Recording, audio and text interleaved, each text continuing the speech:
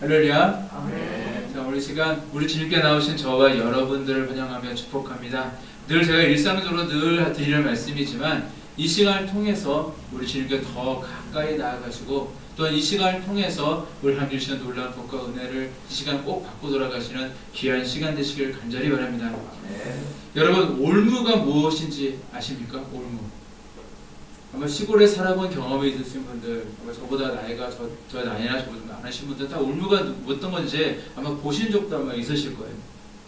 올무는요, 가는 철사나 아니면 나이론 줄 같은 걸로 이렇게 만든 건데, 그게 동그랗게 만든 건데, 이제 이걸 통해서 뭐 새나 짐승들을 잡을 때 쓰는 물건입니다. 근데 이게 굉장히 잔인해요. 뭐냐면 한 번 짐승에게 다리나 이제 목에 이제 올무가 딱 걸리면요, 이 짐승들은 이제 본능적으로 이제 뿌리치려고 빠져나오려고 발버둥을 치게 되어지는데, 발버둥을 치면 칠수록 더 고통스럽게 하고요, 더 목을 막 조이는 경우에는 질식해서 이제 죽는 경우까지 생겨나게 되어집니다. 요즘처럼 날이 추워지게 되어지면 밀렵꾼들이 많이 있거든요, 우리나라에. 그래서 뭐 시골 야산에 이제 밀렵꾼들이 출연을 해서 불법으로 이제 야생 동물들, 뭐 도라리 같은 그런 동물들을 잡기 위해서 이제 올무를 이제 많이 이제 놓게 되어집니다.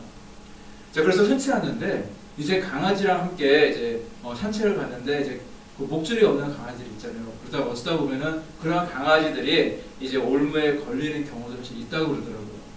그리고 일단 올무에 딱 걸리게 되어지면 어떤 동물이든 절대 빠져나갈 수가 없는데, 이제 목에 걸리면 이제 계속 발버둥칠도록 이제 목에 쥐어서 뭐 지식해서 죽게 되어지고요. 아니면 이제 뭐 다리 같은 데 걸리게 되어지면 이제 발버둥을 치다가 이제 빠져나가는 경우가 있긴 한데, 대부분이요, 다리가 잘려서 절단되어서 그렇게 빠져나갈 수가 있다고 합니다. 자, 그만큼 올무는요, 일단 걸리면 절대 빠져나갈 수 없는 너무나도 비인간적이고 너무 잔인한 도구가 바로 올무라고 하는 그런 사냥 도구입니다. 그래서는 이런 게 이제 없어졌으면 좋겠어요. 그래서 많은 동물들에게 이런 고통을 주지 않았으면 좋겠습니다. 이처럼 올무는요, 안 좋은 겁니다. 그래서 매우 부정적인 의미로 우리 일상에서 사용되어지는 단어가 바로 이 올무라는 단어입니다. 그렇다면 우리가 이 땅을 살아가면서 내가 생각할 때 올무라고 생각되어지는 것이 무엇이 있겠습니까? 나를 구속하고 나를 지식해서 죽게 할 정도로 아주 심각하게 피해를 주고 있는 것이 무엇이 있겠습니까? 만약 그런 것이 있다고 한다면 우리는요, 행복하게 살아야 되잖아요. 이 땅 살아가는데 우리가 행복해지기 위해서라도 우리는 빨리 그 올무를 제거해 버려야 될 것입니다. 특히 현대인들은요, 어딘가에 매여 있고 구속받는 것을 굉장히 싫어해요. 특히 요즘 세대들은 더 심합니다. 그래서 자신이 뭐 원하는 대로 살 수 없게 하는 무언가가 있다고 한다면 그걸 가리켜서 올무라는 단어를 쓰게 되어지더라고요. 이 세상을 좀 자유롭게 살고 싶은데 뭐 어떤 일이, 어떤 내가 하고 있는 어떤 직책이, 어떤 직업에서 어떤 일이, 심지어는 교회가 나에게 올무가 되어서 자유롭게 살고 싶어하는 나를 구속하고 가둔다라고 생각을 하는 사람들이 상당히 많이 있어요.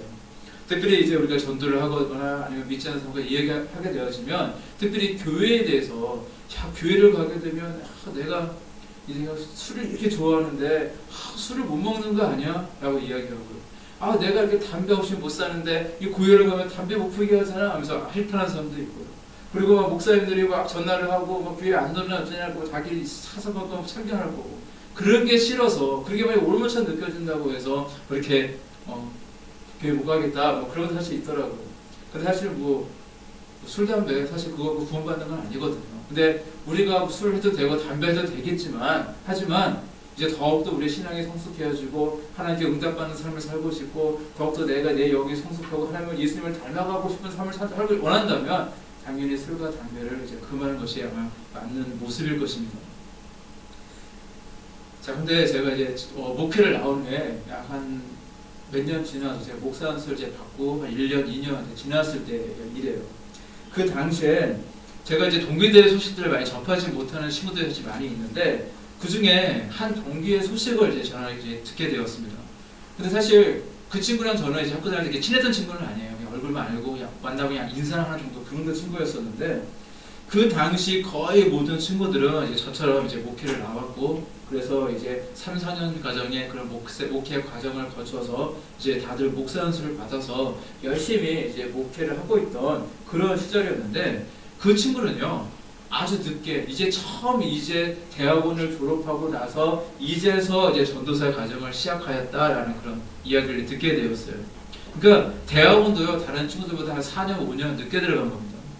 근데 그 친구는요, 겉으로 보게 되어지면 키도 커요. 저보다 훨씬 크고, 그리고 얼굴도 아주 준수하고 멋있는 친구인데, 한동안 이제 목회를 해야 되나 말아야 되나, 이제 학부를 졸업하고 나서 목회를 해야 되나 말아야 되나 이렇게 고민이 되어서 계속 대학원을 진학하는 것을 연기하고, 이제 감리교 같은 경우는 대학원을 꼭 진학해야지만 목회길을 갈 수 있기 때문에 그걸 꼭 가야 되는데, 가야 되나 말아야 되나 그걸 계속 고민하고 이제 사회에서 이제 다른 일도 하면서 그렇게 지냈다고 하더라고요.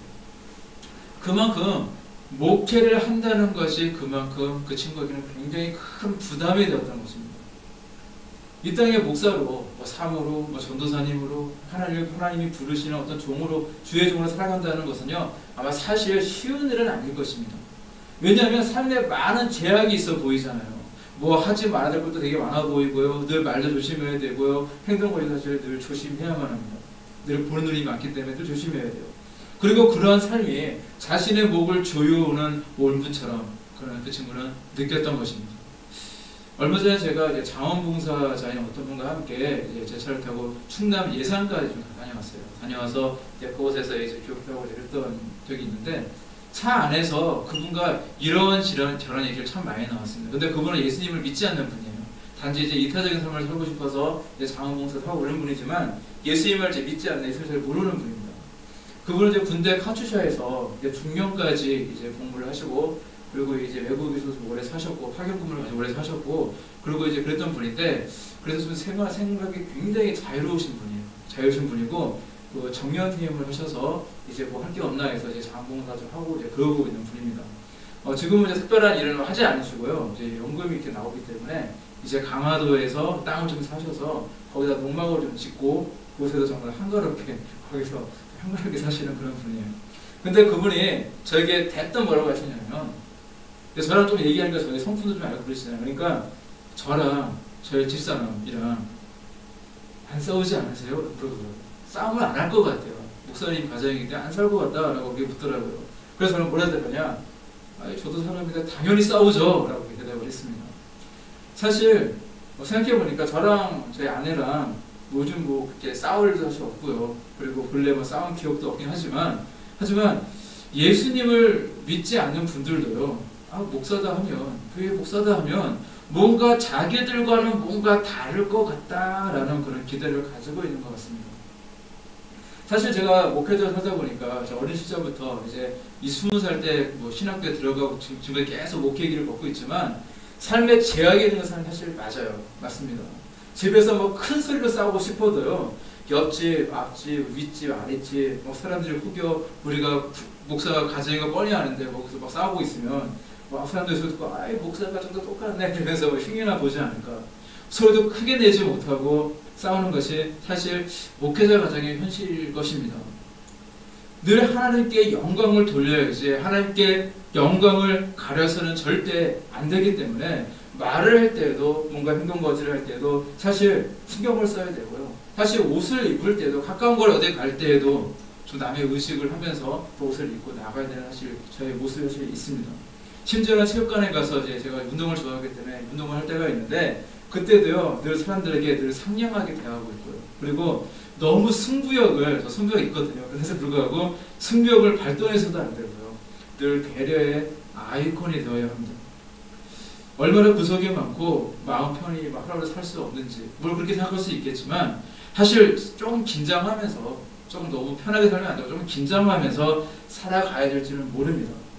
그래서 목회자의 길이 뭐 고난의 길이요, 고통의 길이다라고 이렇게 사람들의 주변에서 그렇게 많이 생각하는 것 같습니다. 그런데 정말 그럴까요? 어떨 것 같아요? 정말 그럴까요? 사실 제가 목회자하고 제 세계가 좀 작다 보니까 저도 지금 목회자의 이야기를 할 수밖에 없지만, 사실 우리 모든 성도들 다 마찬가지거든요. 근데 정말 그럴까요? 사람들은 저를 어떻게 볼지 모르지만, 저는 이 길이, 목회의 길이, 저는 고난의 길이요, 고통의 길이라고 생각하지 않습니다. 오히려 이것이 바로 저는 행복의 길이요 축복의 길이라고 믿습니다. 왠지 아십니까? 이 길이요 제가 원해서 가는 길이 아니거든요. 하나님께서 원하시는 길이었고 하나님께서 부르셨던 길이고 그래서 하나님의 뜻에 그 명령하신 길에 순종하고 싶어서 가는 길이기 때문에 그렇습니다. 그렇다면 우리 하나님께서 책임져 주실 줄로 믿습니다. 우리가 이 땅을 살아가면서 우리 하나님이 이 땅에 보내신 목적과 뜻이 다 있거든요. 모든 사람은 다 사명이 다 있습니다. 근데 내가 우리 주님께서 원하시는 그 목적과 사명대로 살아갈 수 있다는 것이 사실은 얼마나 가치 있고 의미 있는 일이겠습니까? 사실 우리가 그렇게 살고 싶어도 살지 못할 때가 사실 많잖아요. 그런데 그렇게 살 수 있다는 자체가 우리에겐 참 귀한 삶인 줄로 믿습니다. 자, 그래서 나에게 조금 힘든 일이 있다고 해도 조금 나를 좀 구속하는 듯한 삶이 나를 기다린다고 하더라도 그 길이 우리 하나님께서 원하시는 길이고 하나님의 뜻이 있는 길이고 제가 순종하며 살아가는 길이기 때문에 목회는요 저에게 있어서는 올무가 아니라 절대 아니라 귀한 상급이 예배되어지고 또 의미 있고 가치 있는 길인 줄로 믿습니다. 그 당시에 그 친구는 이런 고백을 했어요. 어떤 고백을 했냐면 지금껏 뭔가 이 길을 피하기 위해서 뭔가 내가 뭐 다른 일도 해보고 일도 해보고 저 일도 해보면서 뭔가 배워보기도 하면서 뭔가 내 앞가림을 해보겠다고 굉장히 노력을 많이 했는데 목회길은 내 길이 아니야. 나 같은 이런 사람이 어떻게 목회를 할 수 있어. 그러면서 분명히 다른 하나님의 뜻이 있을 거야 라고 그것을 찾아봤는데 이 일을 해도 안 되고 저 일을 해도 안 되고 계속 안 되고 시행착오를 겪다가 어찌 해보다가 다시 목회의 길로 다시 돌아갔다라는 그런 고백을 제가 듣게 되었습니다. 근데 사실 그 친구도 사실 늦은 거 아니거든요. 동기에 비해서 한 5년 좀 늦은 거잖아요. 절대 늦은 게 아닙니다. 왜냐하면 신약교회 가보시면요. 거기서 공부를 해보면은 끝까지 이 길을 벗어나 보겠다고 버티다가 끝내는 두 손 다 들고 두 팔 다 들고 늦깎이 신학생이 되어서 나이가 50대고 60대여서 그렇게 정말로 오시는 그런 분들 사실 많이 있습니다. 내가 생각할 때 이 길이 올무라고 생각되어서 피하고 노력하고 애썼지만 사실은 불순종을 말미암아 사실은 나의 불순종을 말미암아 스스로 올무를 만들고 말았고요. 그것이 결국 자신의 목을 조이며 살아가고 있는 인생들이 이 땅에 사실 얼마나 많이 있는지 모릅니다. 사실은 그 길이야말로 하나님께서 복을 주시고자 하시는 길이고요. 가장 형통한 길이고요. 하나님께서 축복해 주시는 길임에도 불구하고 그 사실을 깨닫지 못하고 자신의 뜻에 맞지 않는다고 자신의 생각과 맞지 않는다고 자신의 마음에 들지 않는다고 해서 그 귀한 삶을 올무로 취급해버리고 이리저리 피하며 살다가 오히려 스스로 그것이 올무가 되어서 고난과 고통의 세월을 보내는 사람들이 이 땅에 참 많이 있다는 사실입니다. 자, 그러나 성공의 아이콘, 우리 신앙의 성공의 아이콘을 대표하시는 사도 바울은요, 이런 고백을 했습니다. 사도행전 20장 24절 말씀에 나의 달려갈 길과 주 예수께 받은 사명, 곧 하나님의 은혜의 복음 증거하는 일을 마치려 하면은 나의 생명을 조금도 귀한 것으로 여기지 아니하노라 라고 고백하고 있어요. 바로 하나님의 뜻이 있는 이 길로 가는 거, 내가 하나님의 복음을 증거하는 이 길을 내가 마칠 때까지 내 생명을 조금도 귀하게 여기지 않는다. 내 생명보다 이게 더 귀하다. 이게 나의 사명이다. 하나님의 뜻이다. 나는 반드시 이 길로 가야 된다라고 그는 고백했던 거거든요. 바로 이 말씀의 주인공인 이 사도 바울처럼요, 우리도요, 우리 하나님 맡기신 사명에 대한 뜨거운 열정을 우리 또한 소유해야 될 줄로 믿습니다. 이것은 좀 전에 말씀드렸지만 목회자만의 이야기가 아니에요. 우리 모두가 다 하나님께 부름받은 사명자들입니다. 하나님께서 이 땅에 한 아이가 태어날 때요, 그 아이는 다 하나님의 뜻과 계획 속에 태어나게 되어 있어요. 그건 여러분들도 마찬가지입니다. 분명히 하나님께서 여러분들을 향한 계획이 있고 뜻이 있고 분명한 사명이 있습니다. 그렇다면 그 사명을 회피하지 마시기 바랍니다. 그 길이야말로 바로 축복의 길이요 형통한 길인 줄로 믿습니다. 하나님의 주신 사명을 위해서 정말 사도 바울처럼 내 목숨에도 걸 정도의 열정과 헌신이 우리에게 있어야 된다는 것입니다. 그리고 우리 하나님은요, 이 맡기신 사명 가운데 또한 저와 여러분들에게 이 사명을 온전히 감당하게 하시기 위해서 놀라운 복도, 은혜도 주시기를 원하시는 줄로 믿습니다. 우리는 하나님이 명령하신 사명을 이제 감당하지 않아서 특별히 성경을 보게 되어지면 하나님께서 주신 이 사명이 있는데 그거를 감당하고 싶지 않아서 순종하지 않고 도망갔던 인생이 사실 기록이 되어 있어요.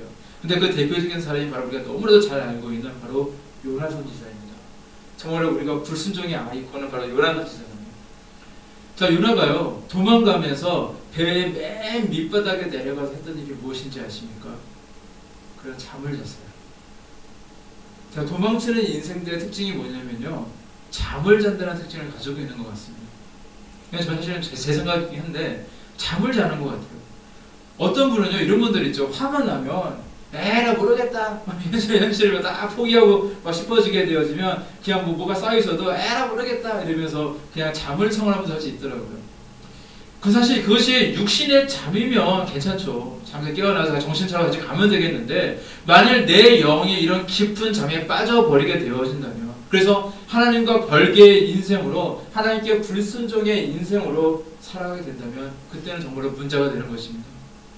요나는요 하나님의 명령도 잊어버리고 싶었고 정말 나의 그 원수의 나라인데 왜 거기 가서 왜 이렇게 앞에서 선포라고 하는 거 하면서 순정하기 싫어서 그는 도망쳤습니다. 아주 멀리 도망쳤어요. 그리고 다 잊고 싶은 마음에 에라 모르겠다 라고 생각하면서 배 밑바닥에 숨어서 깊은 잠에 빠져들었지만 그래 하나님은요 다른 선언을 통해서 요나를 깨우시잖아요. 요나를 잊지 않으셨습니다. 끝까지 기억하고 계셨고 깊은 잠에 빠져있던 요나를요 깨우시거든요. 큰 물고기를 미리 준비하셔서 그 물고기가 요나를 삼키게 하셨고 다시 그가 도망쳤던 정말 가야 됐던 그 니느웨 성으로 그 앞에다가 요나를요 토해냅니다. 다시 사명의 자리로 가게 하셨습니다. 마치 요나의 모습처럼요 우리 하나님께서 어떠한 상황 속에서도요 우리를 절대 잊어버리지 않으시고 우리가 만약 불순종의 길로 가게 된다면 끝까지 흔들어 깨우시고 사명의 그 자리로 보내신다는 사실을 우리는 분명히 알아야 됩니다. 야, 사명의 자리로 나와야지, 순종의 자리로 나와야지, 나랑 함께 이 길을 가야 되지 않겠냐? 언제까지 잠을 자려느냐? 빨리 깨어나라, 나를 따르거라. 우리 주님께서 분명히 우리에게 말씀하신다는 것입니다.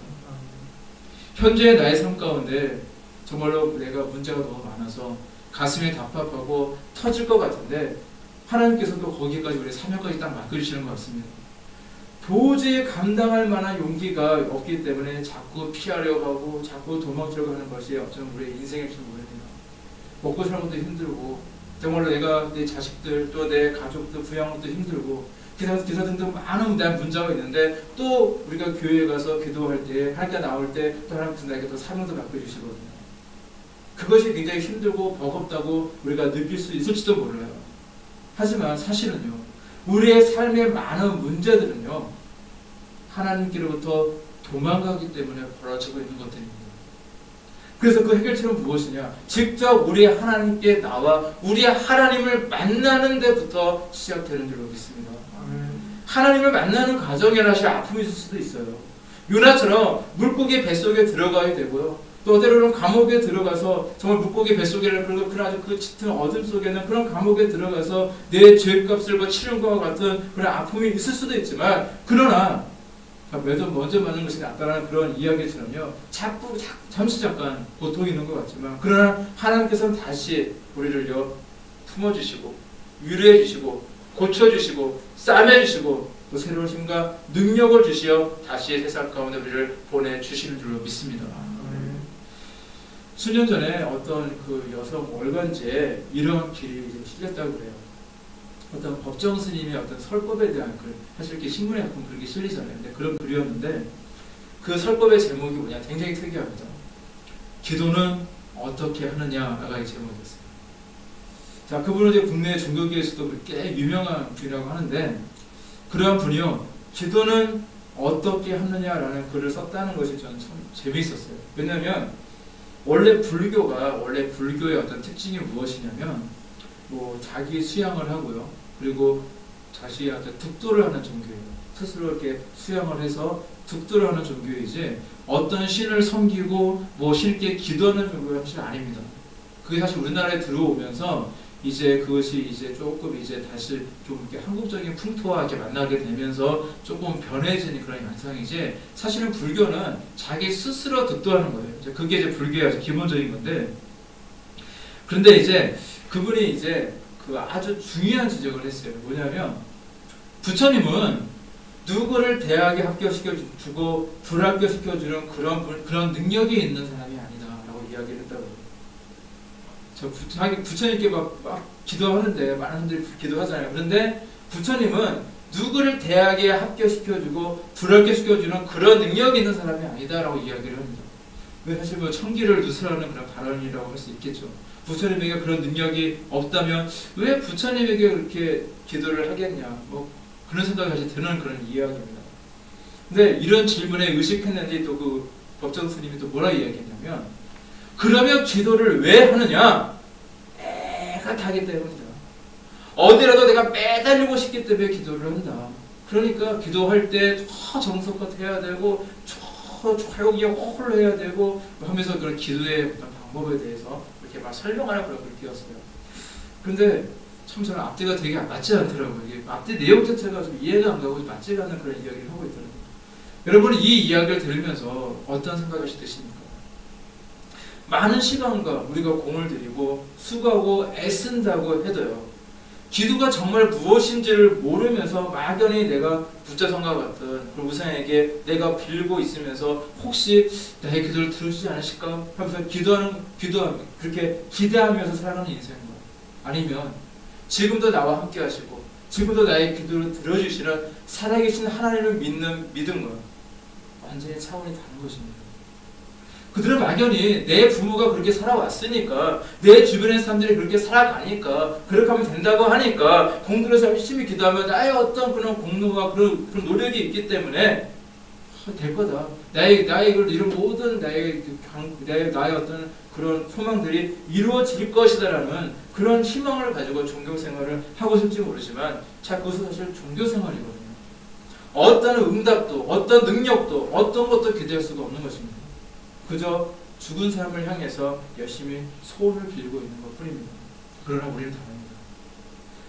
나에게 찾아와서 나에게 먼저 찾아오신 우리 주님께 정말 우리가 기도를 드리고 있는 것이고요. 또 내 기도를 듣고 계신 살아계신 하나님이 살아 계시다는 사실이 분명히 다른 이유인 줄로 믿습니다. 그래서 차원이 다른 거예요. 어떤 신앙의 어떤 그런 가치관 자체가 다른 겁니다. 그래서 우리는 사실 그런 다른 종교이고 그렇기 때문에 우리가 비판하거나 사실 그런 일은 우리가 사실 교회가 더 커지면 사실 강대상에서 그런 얘기 할 수는 없을 거예요, 앞으로. 하지만 지금 조금 이론수가 작기 때문에 제가 이런 얘기를 하지만 사실은 비교 대상도 될 수 없다는 것입니다. 그래서 우리는요, 기도할 이유가 있는 것입니다. 그런 어떤 잡신들, 우상들을 섬기는 그런 사람들과 다른 거예요. 왜냐하면 우리 하나님은 살아계시기 때문입니다. 그 살아계신 하나님께서 늘 나와 함께 하시고 나의 기도를 작은 기도가 다 듣고 계시기 때문에 우리는요, 기도할 맛이 나는 줄로 믿습니다. 자, 그리고 또 우리가 기도하는 이유는요, 우리의 삶에 사명이 있기 때문이잖아요. 사명. 분명한 목적이 있다는 거예요. 막연히 내가 잘 먹고 잘 살기 위해서 기도하는 것이 아니라 이 모든 것을 통해서 궁극적으로 하나님의 나라를 확장시키기 위해서, 나를 통해서 이루고자 하는 하나님의 놀라운 그 계획과 그 사명을 우리가 이루기 위해서 우리는 또 기도하는 그런 인생이라는 것입니다. 바로 내 삶에 분명한 목적이 있기 때문에 우리는 기도할 수 있는 줄로 믿습니다. 오늘 본문 가운데에서 그 여호수아를 비롯한 이스라엘 백성들은요, 큰 실패와 좌절감을 이제 맛보고 있습니다. 이제 거대한 여리고성을 함락했습니다. 도저히 그들은요, 여리고성을 함락할 수 있는 그런 사람들이 아니었어요. 그냥 여리고성에 비해서 오합지졸밖에 안 되는 그런 이스라엘 백성들이었지만, 하지만 그들은 든든한 하나님의 백을 믿고서 정말로 여리고성을 무너뜨린 데 성공하게 되어집니다. 자, 그리고 나서 이제 조금 가게 되어지니까 여리고성은 굉장히 큰 성읍이었지만, 하지만 아주 작은 성이 하나가 등장하는데 그 성 바로 아이성이었습니다. 그래서 그는요, 이런 생각을 하게 돼요. 야, 우리가 여리고성도 무너뜨렸는데, 정복했는데, 이 조그만 아이성쯤이야 라는 그런 생각을 가지고 군사들이 많이 있었지만, 군사들 정말 일부 몇천 명 안 되는 큰 군사들 조금 인원을 이렇게 보냈고요. 그리고 당연히 아이성 정도야 쉽게 정복할 거다라고 그들은 생각하게 되었습니다.